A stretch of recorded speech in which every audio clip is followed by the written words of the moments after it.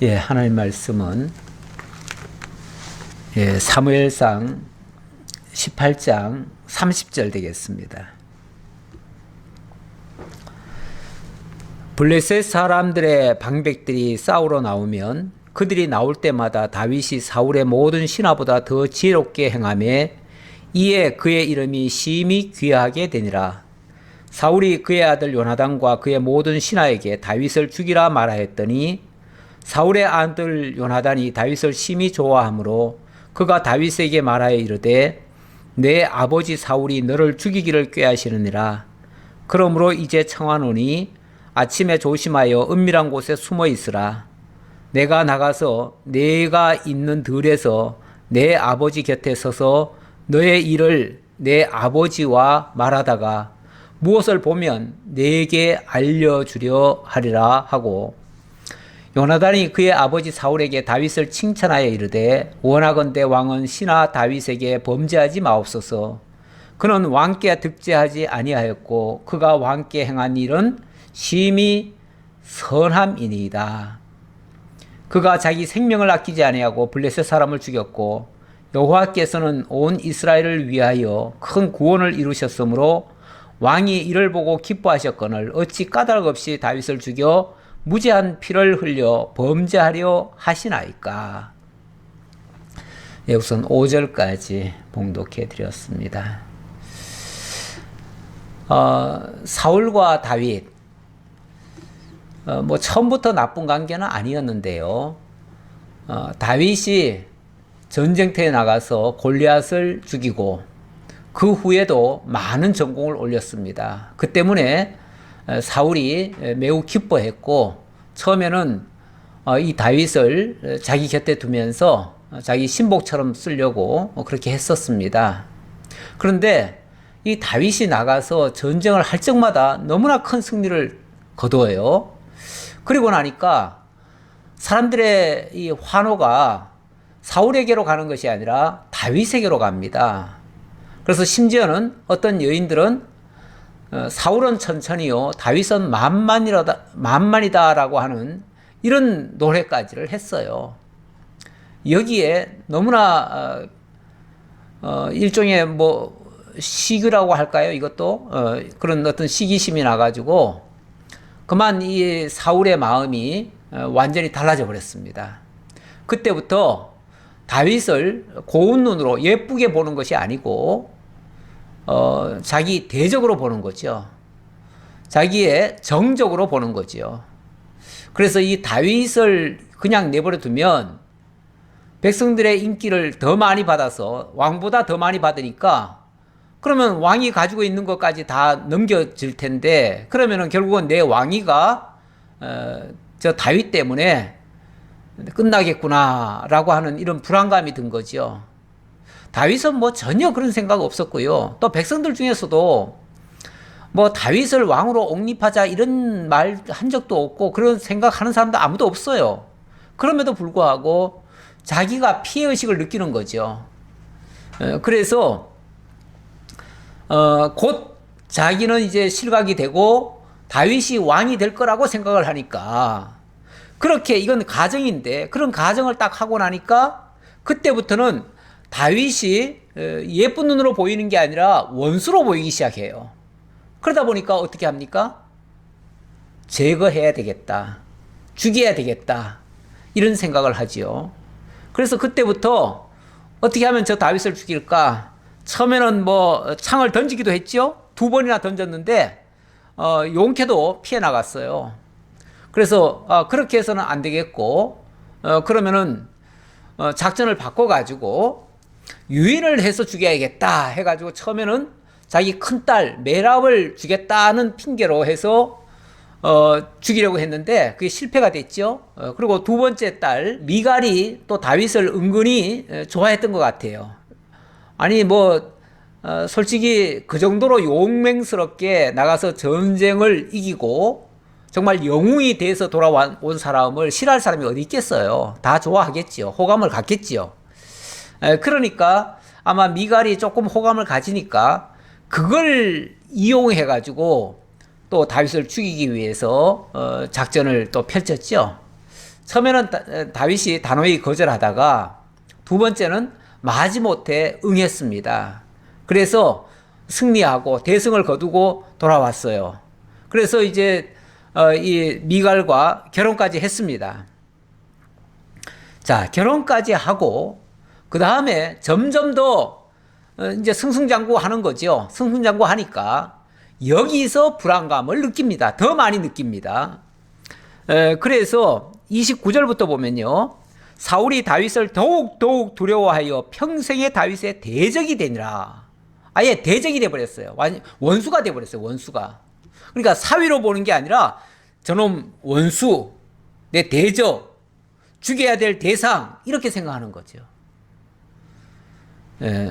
그리고 30절에 보니까 블레셋 사람들이 방백들이 싸우러 나오면 그들이 나올 때마다 다윗이 사울의 모든 신하보다 더 지혜롭게 행하며 이에 그의 이름이 심히 귀하게 되니라.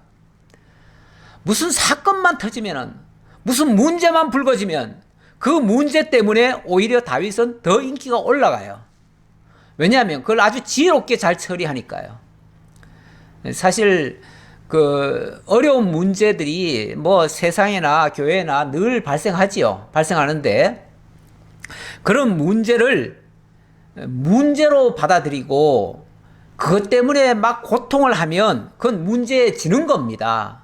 그 사건에 지는 거예요. 하지만은 그런 문제가 불거졌을 때 오히려 그 문제를 지혜롭게 잘 해결하면요.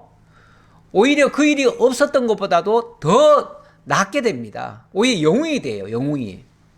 그래서 세상에서도요. 어려운 문제가 한번 사회적으로 있잖아요. 그리고 그 문제를 잘 해결해내는 사람이 있으면요. 그 사람이 일약 스타가 돼버립니다. 그리고 영웅이 돼가지고 나중에는 그 사람이 뭐 아주 승승장구하고 나중에는 요즘 말로 하면은 대통령까지 세우려고 할 거예요. 예. 그래서 어떤 어려운 문제가 나타나면요.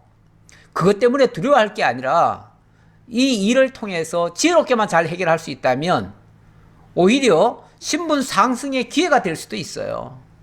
바로 다윗이 그런 케이스예요. 다윗은 사실은 보잘것없는 집안에서 별로 보잘것없는 외모에다가 그렇게 뭐 자랑할 만한 게 하나도 없는 사람이에요. 그런데 그 골리앗을 물리치고 나서 일약 스타가 돼버렸잖아요. 뿐만 아니라 이제부터는 이제 신뢰가 되니까 무슨 문제만 불거지면 무조건 나가서 다 해결하는 거예요. 그러니까 계속 영웅이 돼버리는 거죠. 그러니까 사울이 처음에는 좀 어떻게 작전을 써가지고 제거할까 했는데 내버려 두니까 작전도 안 되고요. 성공하지도 않고 그렇게 놔두면 놔둘수록 오히려 이 다윗이 점점 더 인기가 올라가니까 도저히 그냥 놔둬서는 안 되겠다. 죽여버려야겠다. 아예 그냥 노골적으로 이걸 선언을 해버립니다. 처음에는 내가 죽이겠다 이런 소리를 했나요? 한 번도 한 적이 없죠. 아직까지는. 물론 속으로는 했죠. 속으로는 했지만 보란듯이 장군들이나 그 사람들 앞에서 그렇게 표현한 적은 없어요. 그런데 19절에 들어와 보니까 사울이 그의 아들 요나단과 그의 모든 신하에게 다윗을 죽이라 말하였더니 이제 노골적으로 죽여라 아예 명령까지 해버립니다. 이 사울이 이제 극도로 더 예민해져 가지고 저 다윗의 꼴을 더 이상 두고 볼 수가 없다. 이제는 속여서 할 것도 없고 이제 완전히 죽여버려야겠다. 그래서 아예 명령까지 해버렸어요. 왕명으로. 요즘 대통령, 이 민주주의 사회에서는 대통령의 말도 막 백성들이 막 거부하고 때로는 대통령 말 한마디 하면은 막 10번씩 더 떠들어대고 오히려 그냥, 대통령까지도 비토하고 그렇게 하지요. 하는데 이 시대는요, 왕명이 떨어지면 그건 곧 법입니다. 요즘은 대통령도 법 어겼다가는요, 탄핵돼요. 그런데 옛날에는 이 왕의 명령은 곧 법이에요. 그래서 여기에는 누구도 항거할 수가 없습니다. 항거하면 그 자체가 법을 위반한 것이 돼가지고 그건 죽어 마땅합니다. 그래서 옛날에 그 왕들이 말도 안 되는 명령을 했을 때 그것을 막으려고 뭐 간청을 했다가 죽는 사람이 많았어요. 우리나라 역사에도 그런 예가 참 많아요. 그래서 바른 소리 하면 죽고요. 오히려 막 그게 맞장구 치고 아부하고 막 축히고 이러면은요, 오히려 승승장구하고 이런 경우가 많아요. 그런데 사울이 이렇게 명령을 내렸을 때 여기에 그나마 반항을 하는 자가 하나 있었습니다. 누구냐면은 바로 사울의 아들 요나단입니다. 사울의 아들 요나단이 다윗을 심히 좋아하므로 그가 다윗에게 말하여 이르되 내 아버지 사울이 너를 죽이기를 꾀하시느니라. 그러므로 이제 청하노니 아침에 조심하여 은밀한 곳에 숨어 있으라. 일단은 그 명령을 받았잖아요. 받았으니까 바로 왕에게 대든 건 아니고요. 일단은 다윗부터 안전하게 보호를 해야 되겠다라는 생각이 들어가지고 다윗을 따로 만났습니다. 만나가지고 내일 아침에, 왜냐하면 매일 아침 그 왕 앞에 그 신하들이 다 모이잖아요. 모였을 때 이제 다윗이 만약에 내일 아침에 여기 오면은 곧바로 죽을 수 있어요.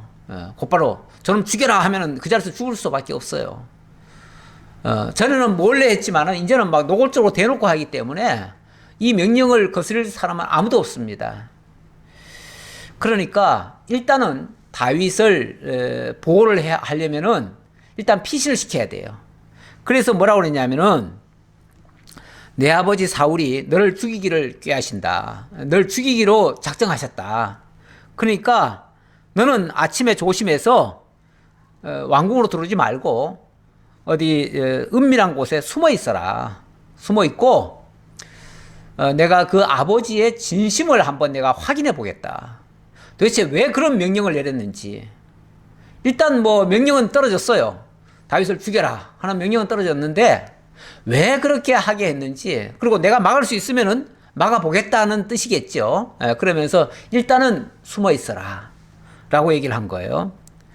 그리고 내가 나가서 네가 있는 들에서 내 아버지 곁에 서서 너의 일을 내 아버지와 말하다가 무엇을 보면 너에게 알려주리라 하고, 일단은 너는 숨어 있고 내가 아버지한테 먼저 가가지고 그 진위를 한번 더 확인해 봐야겠다. 진위를 확인해 가지고 진짜 아버지 마음, 속 마음이 진짜 죽이기로 했다면은 내가 너한테 분명히 알려줄게. 그래야 피할 거 아니에요. 도망이라도 갈 거 아니에요. 그런데 만약에 그게 아니고 무슨 다른 뜻이 있어서, 다른 의도가 있어서 그렇게 말한 거면, 우리가 왜 보면은 갑자기 화가 나서 저럼 죽일 거야 이럴 수도 있잖아요. 그건 진짜 죽이겠다는 게 아니고 화가 나서 말한 거예요. 화가 나서 말한 거는 그건 진심은 아니에요. 그러니까 혹시 그렇게 진심이 아닐 수도 있으니까 내가 일단은 확인해 보겠다 라고 얘기를 한 거죠. 그러면서 요나단이 그의 아버지 사울에게 다윗을 칭찬하여 이르되 원하건대 왕은 신하 다윗에게 범죄하지 마옵소서. 그는 왕께 범죄하지 아니하였고 그가 왕께 행한 일은 심히 선함이니이다. 일단 요나단이 사울에게 찾아갔습니다. 가서 일단은 다윗을 한번 칭찬해 봤습니다. 이건 어찌 보면은 그 사울의 마음을 확인하기 위해서 일부러 그 말을 했을 수도 있어요. 왜냐하면 지금 사울이 굉장히 지금 다윗을 미워하고 있는 중인데 그 앞에서 칭찬하기는 어렵잖아요. 아무도 못할 말이죠. 누가 싫어하는 사람을 내세워가지고 그 사람을 막 칭찬한다? 누구도 좋아할 리가 없죠. 좋아할 리가 없는데 그걸 알면서 어찌 보면 아버지에게서 책망을 들을 각오하고 그리고 가서 하는 거죠. 뭐 전 진짜 심하면은 이러다가 요나단도 죽을 수 있어요. 뭐 지금 뭐 이성을 잃어버렸는데 뭐 자기 아들이라고 봐주겠어요? 원래 이성을 잃으면요 눈에 보이는 게 없습니다. 왜냐하면 그걸 판단하고 제어할 만한 그 이성적 기능이 마비가 된 거예요. 마비가 됐기 때문에 굉장히 위험하지요. 위험한데 이 요나단은 다윗을 위해서라면 자기 목숨을 대신하는 있어도 그렇게 하겠다라고 이미 약조까지 했고요. 그러니까 당연히 그렇게 할 수 있는 거죠. 자, 그러면서 좀 덧붙여서 얘기를 합니다. 그가 자기 생명을 아끼지 아니하고 블레셋 사람을 죽였고 여호와께서는 온 이스라엘을 위하여 큰 구원을 이루셨으므로 왕이 이를 보고 기뻐하셨거늘 어찌 까닭 없이 다윗을 죽여 무죄한 피를 흘려 범죄하려 하시나이까. 정말 뭐 한마디도 틀린 말이 없지요. 정확한 말이고 정확한 판단과 정확한 상황 판단을 통해서 하는 말이죠. 분명히 다윗은 이 골리앗과의 전쟁에서 자기 목숨 아끼지 않고 나가서 싸웠습니다. 그리고 승리했습니다. 그리고 그 일에는 다윗 혼자만이 잘한 게 아니라 여호와의 역사가 있었습니다. 다시 말하면 하나님이 함께 하신 일이에요. 그 일이. 그런데 그 하나님이 하신 일을 만약에 다윗을 미워해가지고 아무 이유도 없이 그 이후에 무슨 뭐 죽을 만한 잘못을 저지른 적이 없는데 그럼에도 불구하고 그를 만약에 죽인다면 그거는 다윗에게만 범죄하는 게 아니고 결국은 그에게 승리를 가져다 준 하나님까지 대적하는 결과가 되니까 왕이시여 그러면은 이거는 왕이 지금 큰일 날 일입니다. 예. 이거는 무죄한 피를 흘려서 범죄하는 일입니다. 이거는 있을 수가 없습니다. 이러면 안 됩니다. 라고 얘기를 하는 거죠. 그랬더니 얼마나 사실은 신중하게 생각하고 다듬어서 정말 조리 있게 이렇게 말하지 않았겠어요, 요나단이? 그렇게 얘기를 하니까 아무리 지금 이성을 잃은 이 사울이라 할지라도 그 말에 하나도 틀린 게 없잖아요. 더군다나 지금 자기 아들이 자기가 지금 노예화하는 걸 뻔히 알면서도 지금 이 말을 하는데 만약에 조금이라도 틀렸다라고 하면 그걸 핑계로 해가지고 아마 당장 죽이려고 덤빌 거예요. 그런데 뭐 아무리 따져봐도 틀린 말이 하나도 없어요. 다 맞는 말이에요. 그리고 그 말을 하고 나니까 이게 또 하나님과의 연결이 돼 있다고 하니까 덜컥 겁이 나기도 했지요. 겁이 나기도 해서 그 다음에 뭐라고 그러냐면 사울이 요나단의 말을 듣고 맹세하되 여호와께서 살아계심을 두고 맹세하거니와 그가 죽임을 당하지 아니하리라. 예, 바로 이 일이 여호와로 말미암아 되어진 일이라고 하니까 그 일을 만약에 자기가 다윗을 죽여버리면은 결국 하나님이 함께하는 자를 죽인 꼴이 되니까 여호와께 범죄하는 결과가 되지요. 그래서 맹세를 합니다. 요나단아, 내가 잠시 생각을 좀 잘못했구나. 절대 하나님께 쓰임 받는 그런 사람을 내가 죽일 수 없지. 그래서 안 죽일게. 내가 그렇게 안 할게. 그러니까 다윗은 절대 안 죽을 거야. 이렇게 말하는 거죠. 글쎄 이게 진심일지 뭐 진심이라면 변치 말아야 되는데 조금 있다가 또 상황이 바뀌면은 또 마음이 변해요. 뭐 어찌 보면 마음이 이랬다 저랬다 금방 좋았다 금방 나빴다 금방 좋았다 금방 나빴다 뭐 희뜩버뜩 이렇게 나오는 거죠. 병명으로 따지면 일종의 조울증 같은 거예요. 금방 좋았다 금방 싫었다가 금방 화냈다가 금방 희덕거렸다가 뭐 변덕이 죽을 듯 한다 그런 표현도 있지요. 예. 근데 이게 지금 뭐 정상적인 모습은 아니고요. 그리고 단순히 질병 차원도 아니고 이거는 뭐 정말 악령이 역사를 하니까 지금 이런 역사가 일어나는데 악령이 역사하다가 잠깐씩 제정신이 돌아와요. 제정신이 돌아와요. 원래 그 악령에게 사로잡힌 자들도요 항상 그런 행동을 하는 건 아닙니다. 그런 행동을 할 때는 그렇게 하고요. 또 어떨 때는 멀쩡합니다.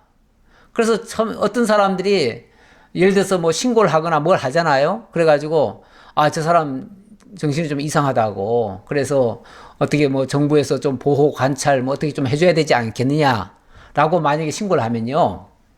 분명히 그때는 이상한 행동 했거든요. 그런데 막상 그 사람을 다시 한번 조사를 해보면요. 아무 일 없는 것처럼 천연덕스럽게 아주 그냥 아주 정직한 말도 하고 또 뭐 아주 조리 있게도 말하고 전혀 이상이 없는 것처럼 그렇게 말을 합니다. 그렇게 말을 하니까 그 사람을 이제 판단해가지고 정 문제가 있으면은 정말 병원이라도 보내려고 했던 사람이 이 사람 조사해보니까 아무 이상은 없는데요? 이렇게 말하죠. 그런 예가 참 많아요. 그래가지고 사실은 정신이 온전치 못한 사람을 참 병원에 보내기도 힘들어요. 왜 그러냐면 그 사람들 앞에 가서는 또 멀쩡하게 행동하니까요. 그러니까 진심을 모르겠어요. 중심이 뭔지를 모르겠어요. 이런 예가 많아요. 많은데 지금 사울도 어찌 보면 지금 요나단이 조리 있게 말을 하니까 그 말에 일단은 내가 생각 잘못했구나. 절대 내가 다윗 죽이는 일은 없을 거야. 그렇게 안 할게. 걱정하지 마. 이렇게 말하는 거죠. 그렇게 말하니까 요나단도 아버지가 그렇게까지 말을 하는데 그 말을 또 고지 안 들 수가 있나요? 예. 어쨌든 뭐 그래도 아들 입장에서는 아버지에 대한 최소한의 그 신뢰라는 게 있잖아요. 예. 아무리 뭐 지금 이상한 행동을 하지만은 그래도 아버지인데 그래도 조금 믿어주는 게 있지요. 예, 있어요. 그래서 뭐라고 그러냐면 요나단이 다윗을 불러 그 모든 일을 그에게 알리고 요나단이 그를 사울에게로 인도하니 그가 사울 앞에 전과 같이 있었더라. 무슨 말이냐면 다윗아, 내가 확인해 보니까 아버지가 너도 안 죽인대. 그거는 화가 나서 그렇게 한 거래. 그러면서 아니 전혀 죽일 마음이 없다는 거예요. 이렇게 얘기하니까 걱정하지 말고 나 믿고 그리고 네가 다시 와라. 괜찮다. 내가 책임질게. 내가 보호할게. 아마 이렇게 말했겠지요. 그렇게 말하니까 다윗이 다시 사울 앞에 왔대요. 그래서 전과 같이 하던 일 그냥 잘 묵묵히 잘 수행했대요. 물론 뭐 요 상태가 어느 정도까지는 유지가 되겠지요. 뭐 금방 그랬다가 금방 또 죽이려고 하겠어요. 근데 어떤 사건이 또 하나 발생하면 그걸 기회로 또 그런 일이 또 일어날 수도 있지요. 재발은 언제든지 일어날 수가 있습니다. 자, 8절입니다. 전쟁이 다시 있으므로 다윗이 나가서 블레셋 사람들과 싸워 그들을 크게 쳐 죽이매 그들이 그 앞에서 도망하니라. 다시 전쟁이 일어났고 다윗은 나가서 승리를 거두고 돌아왔네요. 근데 이렇게 되면 이건 정말 기쁜 일 아닙니까? 좋아해야 되고 상을 내려야 될 일이죠. 왕으로서는. 그런데 사울은 그게 정말 두려운 거예요.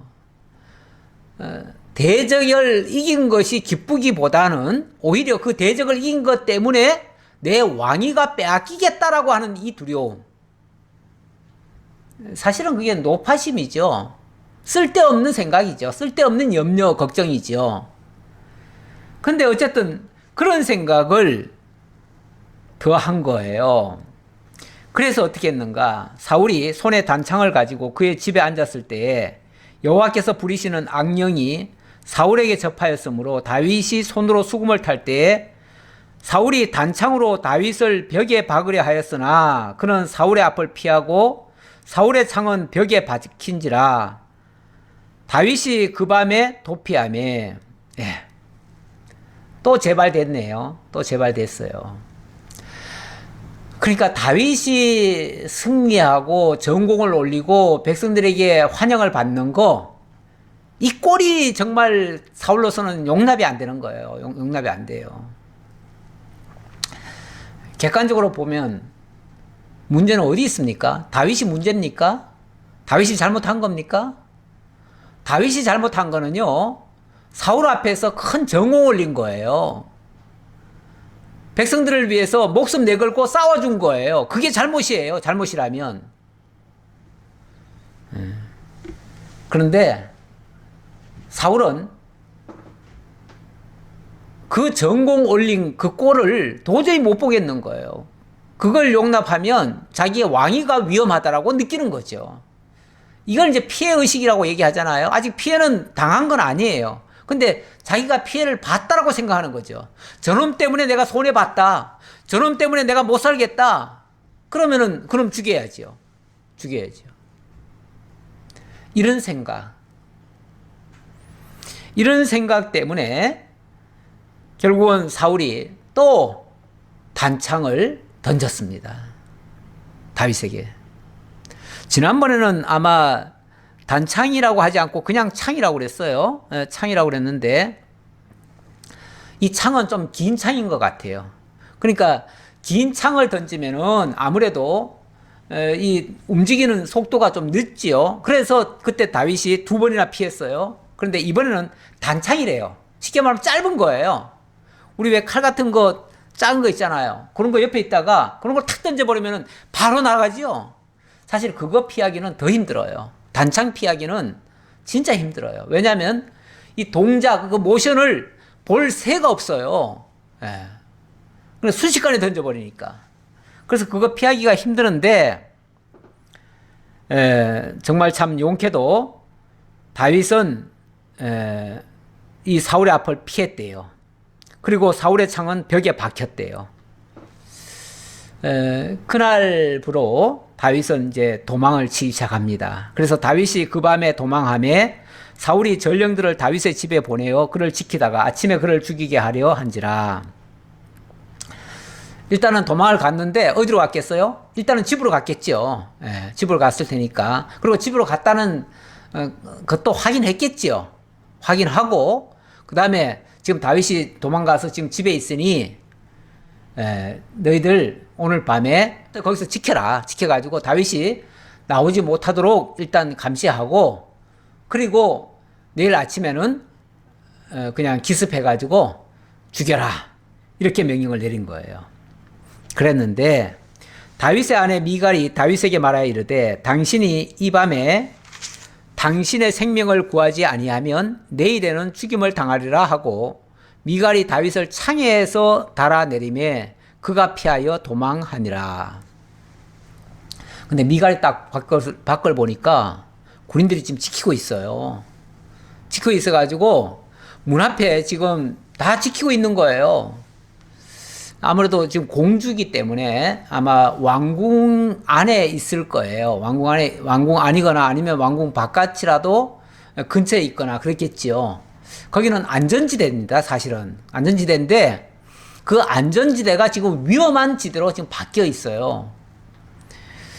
그러니까, 지금, 이 미갈이 판단했을 때, 이게 내일 아침까지 가다가는 내일 아침엔 죽겠구나.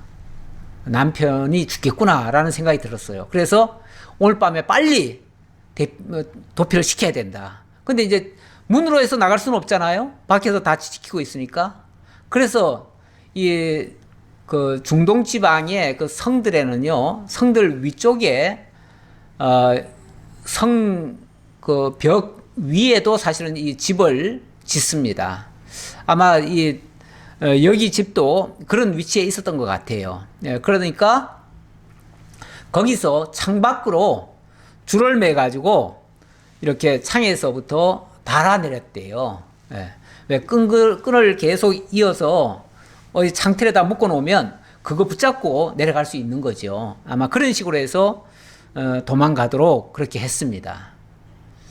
자, 그래 놓고 13절 미갈이 우상을 가져다가 침상에 누이고 염소털로 엮은 것을 그 머리에 씌우고 의복으로 그것을 덮었더니 사울이 전령들을 보내어 다윗을 잡으려 하며 미갈이 이르되 그가 병들었느니라. 자, 이제 아침이 되었습니다. 이제 아침이 되기 전에 먼저 이제 위장을 했죠. 위장을 어떻게 했냐면 다윗이 자는 그 침실에 그 침대 위에다가 일단은 사람 모양 이제 우상 같은 거죠. 우상 그 사람 모양 인형, 지금으로 말하면 인형이죠. 인형. 예. 원래 아이돌이라는 게 인형이라는 말이기도 하지만 그걸 또 우상이라고도 또 표현을 하기도 해요. 예. 그래서 그걸 가지고 침상에다 놓고 그 위에다가 이불을 덮어 놓은 거예요. 그러니까 밖에서 보면은 꼭 뭐 사람이 누워 있는 것 같지요? 누워 있도록 그렇게 이제 표시를 해 놓은 거예요. 그런데 아침에 사울이 보낸 그 군인들이 와가지고 문을 두드리면서 다윗을 체포하러 왔다. 다윗 나와라. 이제 그러는 거예요. 그러니까 이 미갈이 나와가지고 지금 저 다윗이 지금 어제 병이 들어가지고 지금 꼼짝달싹 못한다. 지금 침대에 누워 있다. 그러니까 이제 그 사실이 일단은 보고가 될 거 아니에요. 사실 여기가 공주기 때문에 공주의 방을 함부로 막 뒤질 수는 없지요. 그래서 일단은 왕명을 받고 왕명의 허락하에 이제 움직여야 되는데, 그래서 일단은 보고를 했습니다. 지금 다윗이 지금 병 들어가지고 지금 침대에 누워 있다는데요. 그랬더니 그래? 그러면은 더 잘 됐다. 차라리 그 침대채 그냥 들고 와버려라. 그러니까 본인이 걸어올 수가 없다니까. 그러면은 아예 침대채 끌고 와라. 이렇게 이제 명령을 내린 거죠. 이제 끌고 오면 자기가 자기 손으로 직접 죽여버리려고 그런 어떤 사악한 생각에서 그렇게 명령을 내린 거예요. 15절. 사울이 또 전령들을 보내어 다윗을 보라 하며 이르되 그가 그를 침상채 내게로 들고 오라. 내가 그를 죽이리라. 전령들이 들어가 본즉 침상에는 우상이 있고 염소털로 엮은 것이 그 머리에 있었더라. 그런데 침상을 이제 들고 오려고, 침상채 이제 들고 오려고 하면서 아무래도 확인을 해야 될 거 아니에요? 확인을 딱 하려고 딱 열어보니까 거기에 이제 우상이 있고, 우상에는 이제 머리털은 이제 아마 염소 까만 털 그거 가지고 이제 가면처럼 해가지고 씌워놓은 것 같아요. 자, 그렇게 있으니까 명백히 이걸 아버지를 지금 미갈이 속인 거 아니겠어요? 아무리 공주지만 아버지를 속이고 살아남을 수는 없지요. 원칙상. 그래서 사울이 미갈을 당장 데려와라. 그래가지고 미갈을 끌어다 놓고 이제 치조를 하는 거예요. 뭐라고 치조를 하냐면, 사울이 미갈에게 이르되 너는 어찌하여 이처럼 나를 속여 내 대적을 놓아 피하게 하였느냐. 미갈이 사울에게 대답하되 그가 내게 이르기를 나를 놓아 가게 하라. 어찌하여 나로 너를 죽이게 하겠느냐 하더이다 하니라. 예, 제가 어쩔 수 없이 보냈습니다. 왜냐하면 다윗이 자기한테 쉽게 말하면 목에다 칼을 들이대고 나 도망가도록 허락해라. 나 도망가도록 해줘라. 만약에 그렇게 협조하지 않는다면 내가 너부터 죽이겠다. 그러면서 내 목을 찌르려고 지금 하고 있는데 내가 어떻게 안 들어줄 수 있겠어요. 그래서 할 수 없이 내가 들어줬습니다. 어찌 보면 명백한 거짓말이긴 한데, 참 이 거짓말이 이게 옳은 거냐 틀린 거냐 이렇게 따지는 사람이 있는데요. 윤리 도덕적으로 자꾸 따지는 사람들이 있는데, 아니 그러면 생명을 지금 살려야 되는 판에 정직하게 말한다고 그러면 그대로 다 얘기하겠습니까? 그거야말로 더 나쁜 거죠. 지금 생명이 왔다 갔다 하는 일에 거짓말이 지금 중요한 겁니까? 거짓말은 그 생명을 살리기 위한 거짓말이라면요, 사실은 필요할 수도 있어요. 왜 가끔씩 보면은 의사들이 거짓말을 좀 하지요. 무슨 거짓말을 합니까? 진짜 곧 죽어가는 사람 보고도 살 수 있습니다. 살 수 있습니다. 이렇게만 하면 살 수 있습니다 하고서 소망을 불어넣어 주죠. 명백히 거짓말이죠. 사실은 목사들도 때때로 글쎄 거짓말이라고까지 말하기는 그렇지만은 정말 실망하고 절망하는 사람들에게 그 용기를 북돋우기 위해서 정말 하나님의 말씀으로 위로하고 격려하고 할 수 있습니다. 하면 됩니다. 이렇게도 말할 수 있지요. 설령 그렇게 해서 안 될지라도, 안 된다고 해서 거짓말이 아니라 우리가 믿음으로 하자는 차원에서 현실적으로는 거짓말이 되겠지요. 그러나 그건 믿음으로 하자는 차원에서 하는 말이니까, 글쎄 굳이 거짓말이라고 한다면 선의의 거짓말이라고 할까요? 의사들이 사실대로 다 얘기하면요, 환자들이 낙담을 해요. 낙담을. 그래서 낙담하지 않게 하려고 때때로 선의의 거짓말을 좀 하는 거죠. 그렇게 해서 그 사람을 다시 용기를 갖고 힘을 내고 약을 먹고 그렇게 해서 어떻게 해서든지 치료를 다시 받게 하려고 거짓말 하는 거죠. 선의의 거짓말. 근데 원래 그 위약 효과라는 게 있잖아요. 지난번에도 제가 한번 그 플라보노 효과를 제가 말씀드린 적이 있는데, 이제 컬럼에서 제가 한번 쓴 적이 있는데, 위약 효과라는 말은 가짜 약이란 말이에요. 가짜 약인데도 불구하고 이 약은 참 좋은 약입니다. 이 약을 먹으면은 낫습니다. 아, 그 병 충분히 나을 수 있습니다. 이렇게 말하면요. 그리고 이 약은 굉장히 비싼 겁니다. 이렇게 말하면은 그 약 먹고 실제로 효과 보는 사람도 있어요. 없잖아. 그게 이제 플라보노 효과예요. 그런데 반대로요. 아무리 좋은 약이라도 아, 이거 먹으면 뭐 열흘밖에 못 살아요. 이거 먹어봤자 소용없어요. 이렇게 말하면요. 진짜 그 사람 열흘 만에 죽어요. 당신 이제 앞으로 3일밖에 못 살 거야. 그러면요. 진짜 그 사람 3일 만에 죽어요. 그런데 3일 만에 죽을 사람도 우리 한번 조금 더 노력하고 좀 더 이렇게 잘 참으면서 이렇게 치료받으면은 괜찮습니다. 나을 수 있습니다. 라고 얘기하면요. 분명히 거짓말일 수도 있는데, 그런데 그 효과가 어떻게 나타나냐면, 나중에 실제로, 그렇게 했더니, 그 말 믿고 했는데, 의사도 솔직히 그렇게 될까 못 믿었지만, 실제로 그 사람은 그렇게 믿고 그 약을 먹었는데, 실제로 그 약 먹고 낫는 경우가 있어요. 그래서 의사들은 때때로 선의 거짓말 합니다. 나쁜 의도는 아니에요. 정말 그 사람을 살리고 싶은 그 소망을 가지고 진짜 하나님이 함께 하시면 당신 살 수 있습니다. 그렇게 얘기하면 왜 그게 꼭 뭐 아유 저렇게 의사가 거짓말도 잘한다 이렇게 말해야 되겠어요? 그래서 어떤 환자들은 그렇게도 얘기하죠. 의사 선생님 제가 다 알아요. 다 아니까 사실대로 얘기해 주세요. 이렇게 말하는 사람도 있지요. 어찌 보면 이 미갈의 지금 이 거짓말은 선의의 거짓말이다. 제가 이 말 끝에 거기까지 말씀을 드렸습니다. 뭐 거짓말 하라는 뜻은 아니고요.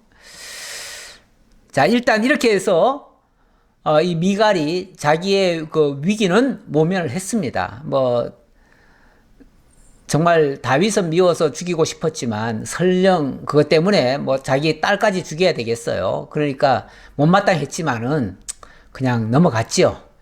넘어갔어요. 18절입니다. 다윗이 도피하여 라마로 가서 사무엘에게로 나아가서 사울이 자기에게 행한 일을 다 전하였고 다윗과 사무엘이 나요스로 가서 살았더라.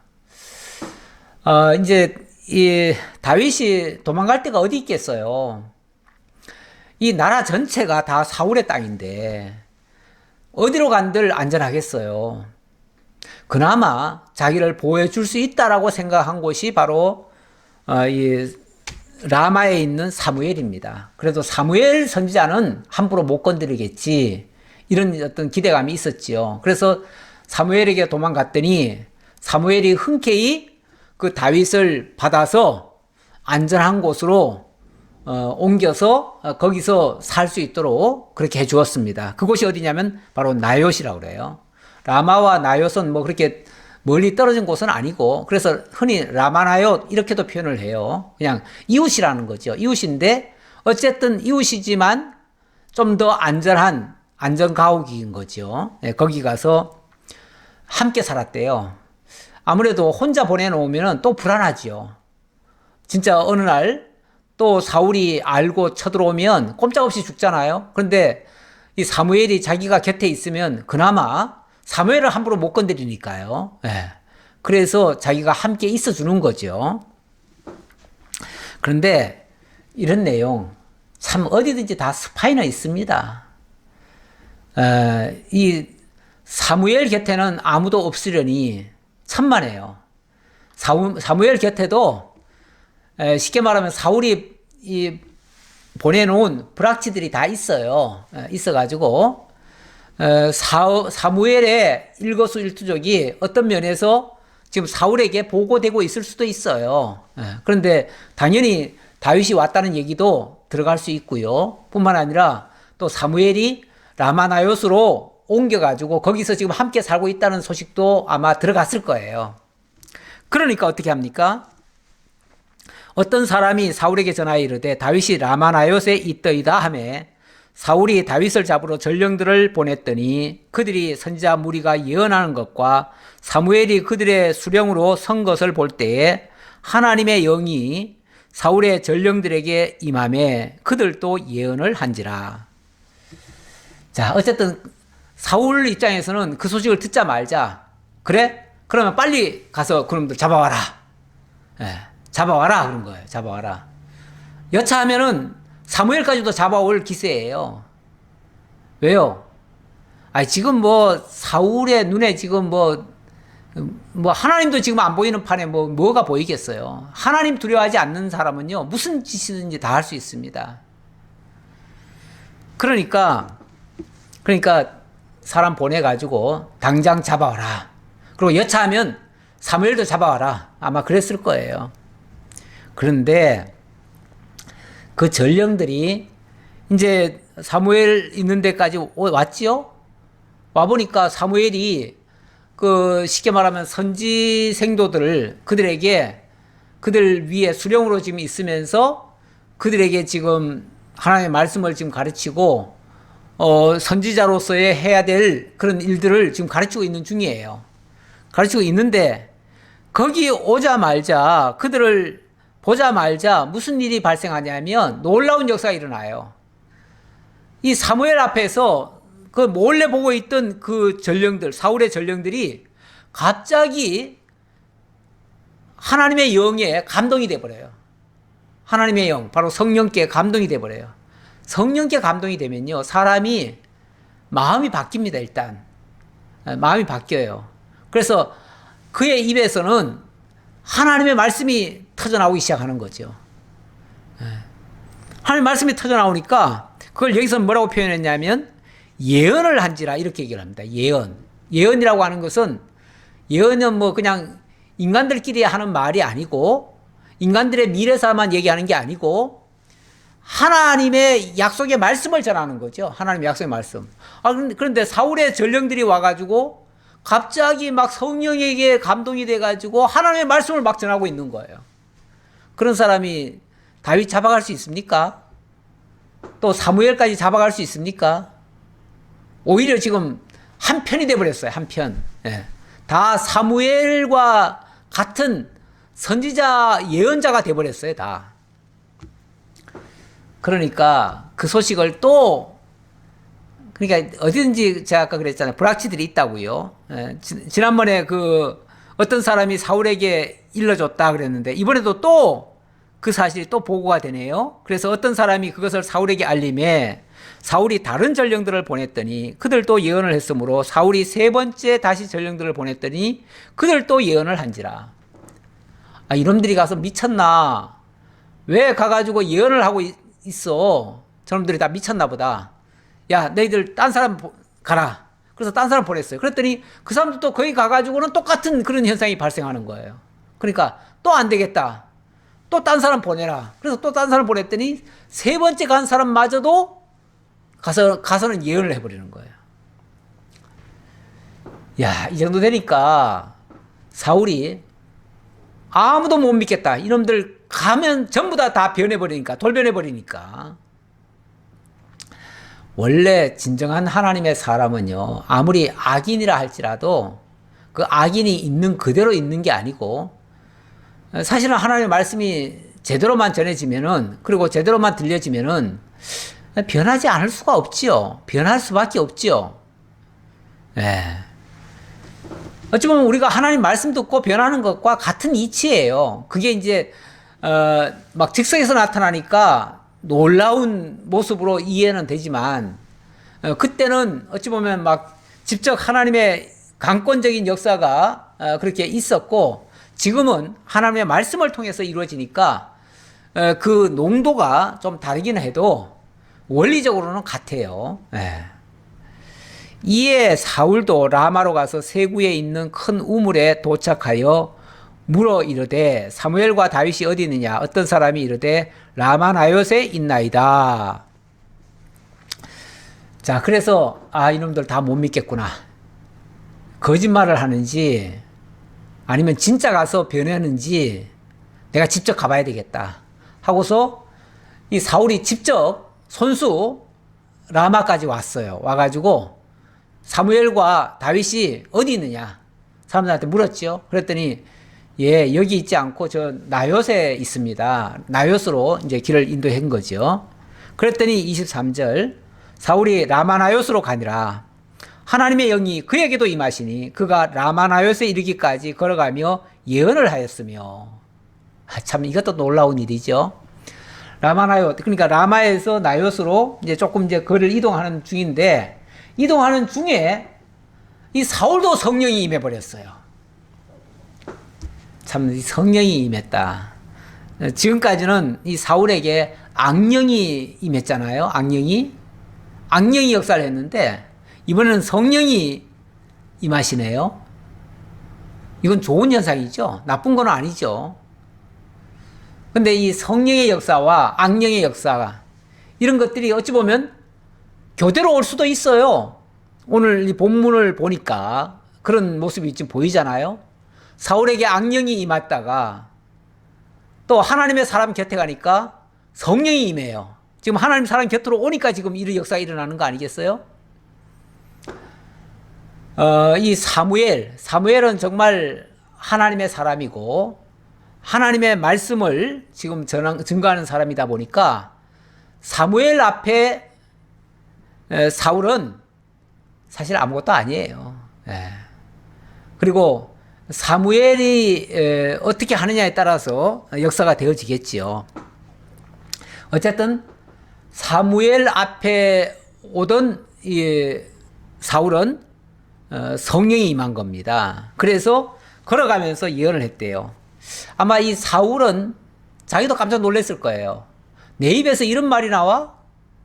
아니 나는 지금 다윗을 지금 죽이려고 오는 중인데 내 입에서 하나님을 찬양하고 축복하는 이런 내용이 나와? 어쩌면 다윗에게 대해서 축복했을 거예요. 지금 자기가 하는 게 아니라 자기 입에서 그런 예언이 나왔을 거예요.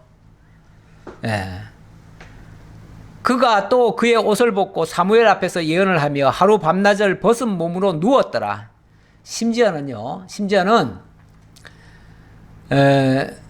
사무엘 앞에 가까이 와가지고는 갑자기 옷을 벗더니 들어 누워가지고는 하루 종일 그냥 막 입에서 막 하나님 찬양하고 다윗을 축복하고 막 이런 이스라엘 백성을 축복하고 막 이런 예언들을 하고 있는 거예요.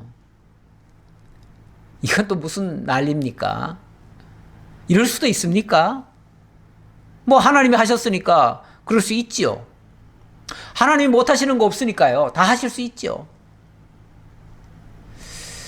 참 차라리 늘 하나님 이 사무엘 곁에 있으면서 차라리 이번 기회에 그냥 집으로 돌아가지 말고 사무엘 곁에 있으면서 예언하면서 살면 좋겠어요. 그러면 하나님의 사람으로 여생을 보낼 수 있잖아요. 그러면 더 이상 죄 안 짓고 하나님의 사람으로 살다가 하나님의 부르심을 받으면 좋겠지. 오히려 이렇게 하나님의 사람 곁에 있으면 예언할 수 있다. 이건 참 좋은 신호입니다. 어떤 면에서 우리도 늘 하나님 가까이 하면, 하나님 말씀 곁에 있으면 우리도 하나님의 사람처럼 살 수 있다는 얘기잖아요. 그런 지금 이론이 되잖아요. 그리고 하나님 곁을 떠나면, 하나님과 멀어지면 악령에게 사로잡힐 수도 있다라는 뜻이기도 하고요. 이 사울의 예가 쉽게 말하면 그걸 보여주는 거예요. 그러니까 우리는 이 말씀 통해서 이렇게 지난번에 그 하나님을 떠나고 자기 고집대로 하고 자기 뜻대로 관찰을 하려고 하다 보니까 악령이 지배를 했거든요. 근데 정말 하나님 말씀 곁으로 오니까 순간적으로 지금 하나님의 사람으로 바뀌잖아요. 그러니까 이 상태가 계속 유지되면 좋겠는데, 이게 옳구나, 이게 바른 길이구나 라고 생각하고 이렇게 계속 가면 좋겠는데, 근데 사람들이 다시 또 제자리로 돌아가려고 하죠. 마치 용수철처럼 스폰지처럼 눌려놔도 다시 또 피어오르지요. 다시 휘어놔도 다시 또 제자리 잡지요. 예, 돌아가요. 자꾸만. 돌아가는 게 이제 문제지요. 어쨌든 지금 상황에서는 사울마저도 지금 예언자가 되어버렸습니다. 예언자가 됐어요. 그래서 어떻게까지 했는가? 사무엘 앞에서 벌거벗고 하루 밤낮을 예언을 했다. 드러누워서 예언을 했다. 이 드러누웠다는 의미는 자기 의지로 하는 게 아니잖아요. 그리고 벌거벗은 것도 자기의 모든 것을 다 지금 다 발가벗긴 거 아니에요? 사실 우리가 하나님 앞에도 바로 서려면 내 모든 거 다 내려놔야 됩니다. 내가 하려고 하는 의지도 꺾어야 됩니다. 내 모든 생각도 제거해야 됩니다. 사실은 제거하고 나는 벌거벗은 자처럼 좀 부끄럽지만 창피하지만 좀 회개하고 눈물 흘리면서 회개도 하고 잘못된 게 있으면 말이에요. 회개도 하고 그러면은 정말 성령으로 감동이 되고 하나님의 사람으로 탈바꿈이 될 수 있을 거예요. 그걸 어쩌면 이 사울이 지금 보여주고 있어요.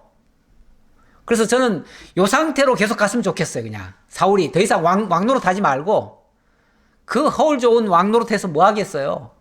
차라리 왕 그만두고 그냥 벌거벗고, 다시 말하면 벌거벗었다는 말은 자기 왕복을 다 벗었다는 거 아니겠어요? 지금 왕이라고 하는 허울 좋은 거 그거 다 걷어내버리고 왕이 뭐 됐습니까? 왕하고 나서 사단에게 종노릇하고 망하면은 뭐가 좋겠어요? 차라리 벌거벗고 하나님 앞에 하나님의 사람으로 사는 게 낫지요.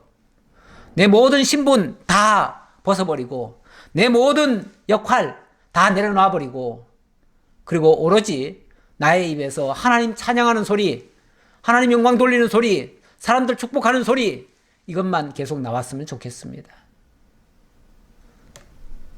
제 이성, 제 의지 다 필요 없습니다. 다 하나님 앞에는 오히려 다 꺾이는 게 좋습니다. 다 내려놓는 게 좋습니다. 그리고 하나님의 온전히 붙들려서 하나님의 인도 따라 살기를 원합니다. 그러므로 속담에 이르기를 사울도 선지자 중에 있느냐 하니라. 다시 말하면 사울이 언제부터 선지자 노릇했지? 아니 사울도 선지자였어? 아마 그 모습 보고 사람들이 다 놀랬을 거예요. 그런데 이런 소리는 언제도 했습니까? 이 사울이 처음에 그 왕으로 픽업될 때, 뽑힐 때, 그때도 사실은 그 사무엘을 만나러 왔다가 그때도 예언자 역할 한 적이 있죠. 그러니까 이 참 사무엘의 그 영역이라고 할까요? 엄청나다는 걸 알 수가 있어요. 사무엘 앞에 오면은 그 강팍한 사람들도 다 녹아지고 다 뒤집어지고 하나님의 사람으로 새롭게 바뀌어지는 이런 역사가 나타난다고 하는 것은 정말 놀라운 일이죠. 오늘날 말로 하자면은 우리 모두가 다 하나님의 말씀 앞에서 다 뒤집어지고 변화되어지고 새 사람으로 바뀌어지고 그래서 정말 하나님의 사람으로 하나님 찬양하고 영광 돌리며 그 안에서 참된 행복으로 기쁘게 살아갈 수 있는 우리 성리로 교회 성도들 다 되었으면 좋겠습니다. 기도하겠습니다. 아버지 하나님 감사합니다. 오늘도 주님께서 저희에게 주신 그 은혜를 따라서 하나님의 말씀을 상고했습니다. 아버지 하나님, 참으로 인간이 자기 생각, 자기 뜻, 자기 고집 얼마나 악하다는 것을 오늘 사울을 통해서 다시 한번 보게 됩니다. 자기 생각대로 할 때는 강팍해져서 다윗을 미워하고 죽이려 하고 악한 생각들만 했습니다. 그러나 사무엘 앞에 왔을 때는 또 사람이 180도 바뀌는 모습을 또 보게 됩니다. 아버지 하나님, 우리의 강팍한 생각대로 하나님을 멀리할 것이 아니라 오히려 어려운 문제가 있을수록 오히려 내가 해결하지 못할수록 하나님 앞에 엎드리고 내 모든 거 다 내려놓고 나의 허울 좋은 거 다 벗어버리고 정말 하나님의 말씀으로 새롭게 되어지는, 변화되어지는 저희 모두가 될 수 있도록 역사해 주옵소서. 감사드렸고 예수 그리스도의 이름으로 기도하옵나이다. 아멘.